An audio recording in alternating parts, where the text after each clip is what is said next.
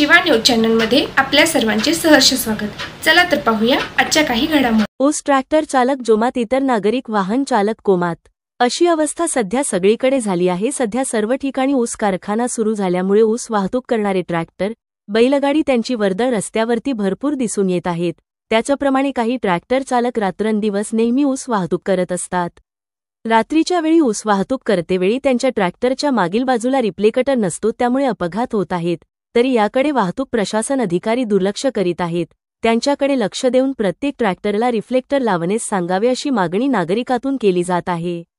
Tractor चालकांनी आपल्या sound system मोठ्या आवाजात लावून ट्रॅक्टर चालवतात, त्यामुळे मागून येणाऱ्या वाहन चालकचे हॉर्नचा आवाज त्यांना पोहोचत नाही, त्यामुळे अपघात वाढत आहेत।